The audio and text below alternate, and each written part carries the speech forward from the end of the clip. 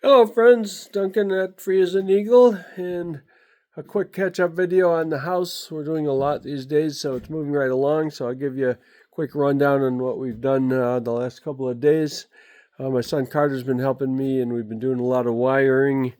That was today's mission, is to pull wiring. We had put some boxes up the other day, and he's coming back tomorrow. I'm going to go skiing, take a day off. I've been working a lot up here, so I'm going to take a little break and go skiing. And then Carter's going to come up and finish the insulation in this kitchen area, so I'm going to switch you over to me, but seeing the house. And so he's coming up to insulate. We had put a layer of insulation on in the fall so it would hold some heat. And now that the wiring's done, we can put the rest on. We're having to slash it up to put the wiring in. That seemed like a good idea at the time to put half of it in, but the disadvantage being some moisture got through and was freezing on the outside walls on the plywood, which I hadn't anticipated and probably should have. So, but anyway, it's all dried out now, and we are going to put the rest of it on. Not the wiring is in, but so yesterday we set boxes, and I'll kind of focus on the kitchen mostly here. And this is complicated. I've been doing all this wiring pretty much myself and learning how to do it. I don't have much experience wiring. I didn't before this, and I have a pretty good amount now. And having watched many YouTube videos and run the underground power into the meter box, and then run the meter box into the house to the main panel, and now installing many circuits. I'll let you look at this cluster of wire for a minute. So it's a 200 amp panel, and I've been using up circuits. The left side of it, I ended up filling as much as I could and then blocking that side of it with this incoming bathroom wall. There's still some circuits, but with the cover off, you can still access them on both sides. The open side here, I'm not going to close up until I've run all the circuits, and to avoid future problems, any that I don't have engaged at the point where I close it in completely, I'm just going to send some wire down and put some breakers in and put some junction boxes in the basement where they can still be accessed if I need to pull more wire anywhere. I'm trying to anticipate every possible need and situation, but you know how that goes. There's always going to be one or two things you don't think about, and there are other circuits going to be needed for the bathrooms. So anyway, this is my panel. I'm not going to take the cover off, but so I'm very carefully labeling everything. I'm trying to organize it as best I can. And so I have the bottom of it is things in the cellar, the middle, mostly things on the first floor, and then the ones on the top of the panel are the upstairs. So it has some intuitive bit of a pattern to it. And then all these kitchen related circuits, there's a lot of circuits in the kitchen. In fact, I just ran like 7 new circuits for the kitchen area, lighting and outlets, and for appliances. So there's different variations. There's 15 amp breakers for lighting, there's 20 amp breakers for outlets, and isolated dedicated circuits with 20 amp breakers to power areas of the kitchen where you might plug. We have a problem on our current house where some of the circuits were, in fact, it was one of these houses built in 1950 with a 60 amp fuse box, and nowadays 60 amps and fuses are pretty obsolete. So at some point somebody had upgraded the panel, put in electric heat, and then it went up to 200 amps. So I was able to steal some circuits and cut down on the amount of blown breakers, because we had so many things on the same breaker that we were always having to turn breakers on. That got annoying, so I removed all the electric heat, and then I stole those circuits and converted them over and put in more outlets. So many things on the other house that I'm problems and issues that I'm avoiding on this house, if at all possible. So one of the things is, so I put this little porch light out here that I left on. That's kind of pretty, and that runs in here. And then there's a 3-way switch. So when you walk in the porch from the outside, you can turn it on, and then when you come into the house, you can turn it off with this switch.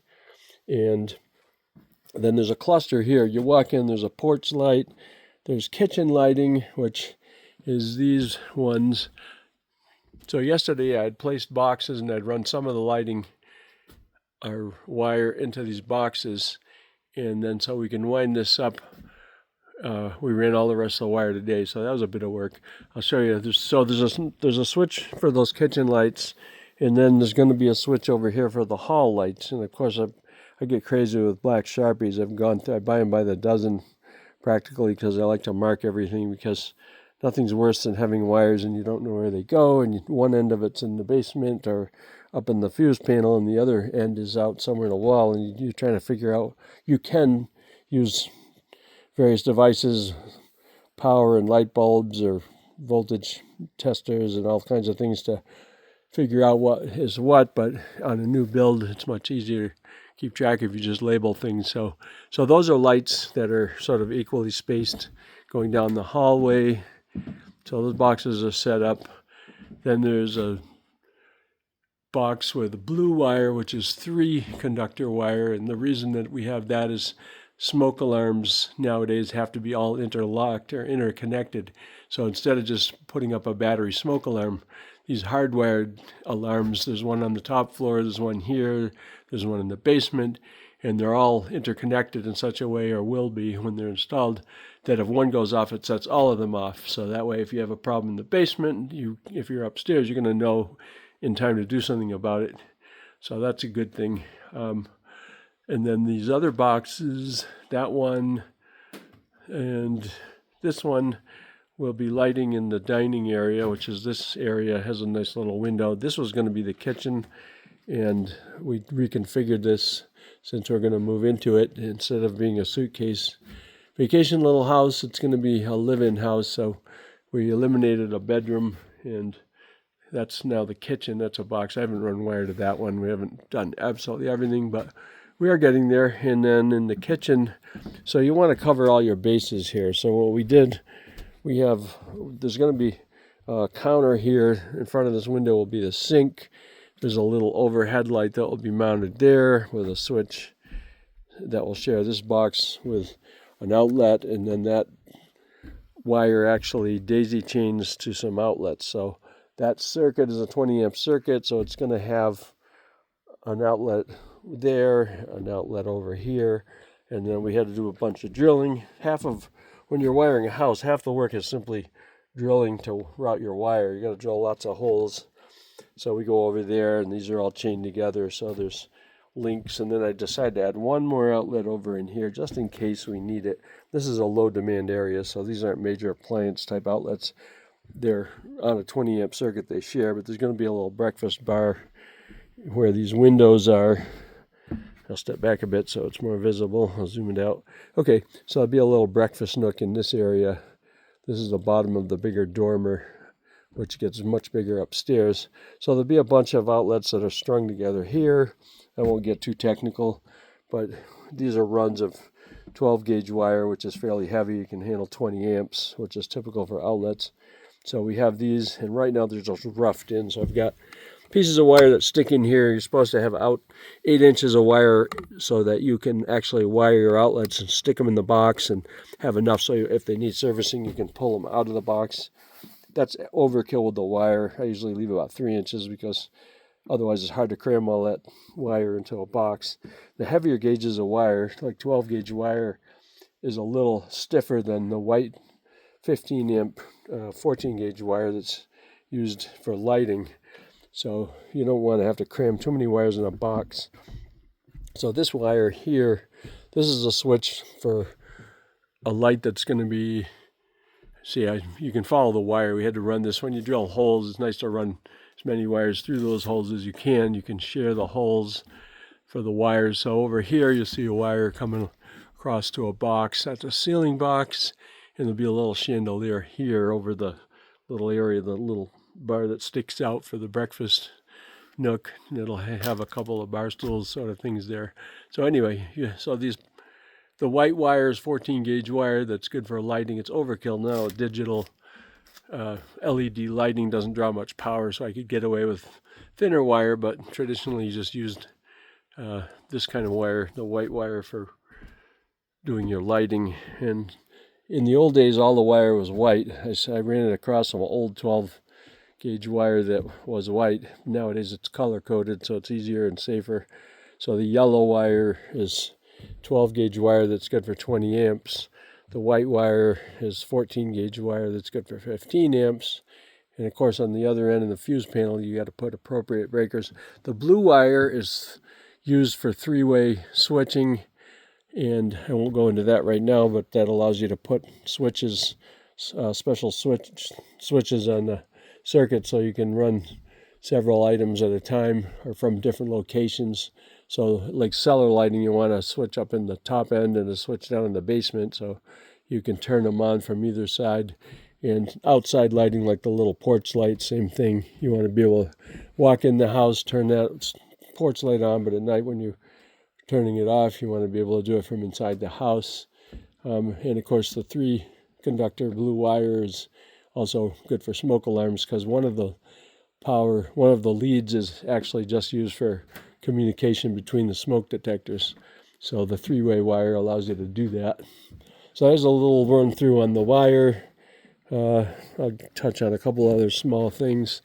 So you have the chandelier that's going to be up there. Let me tune that back in. Okay, that's a different one. Okay, that's the one. So there's going to be a little chandelier over this breakfast bar area that has its own switch there. And typically there's a couple of ways to run wiring. One of them is to send a feed of power to the switch box, and then you just run a switch leg, we call it, where you have a wire that goes up to the device, and when the switch is on, it has power going up to it and the neutral coming back. So if the power goes to the box, you just can run it up from the switch to the device.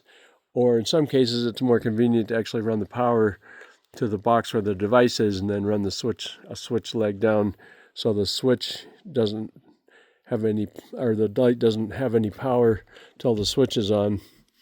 So that's a little confusing until you've done it a few times. Then you realize that you have two ways of, you can send the power to the switch or to the device, and then, it can be more convenient.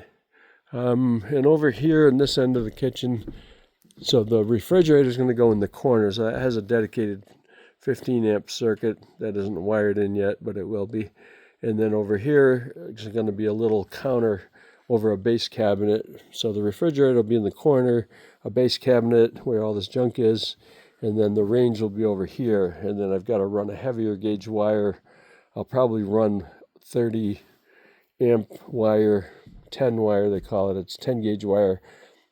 As you go down in number on the gauges, they get thicker and they can handle more amperage. So that will be wire that can handle 30 amps.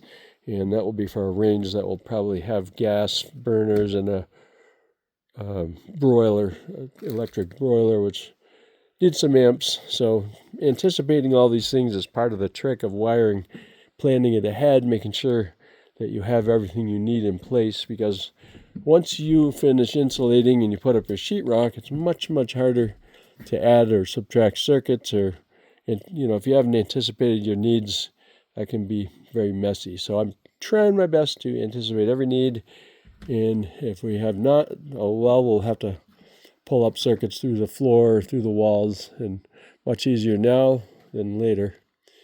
So anticipating everything is a big part of this program.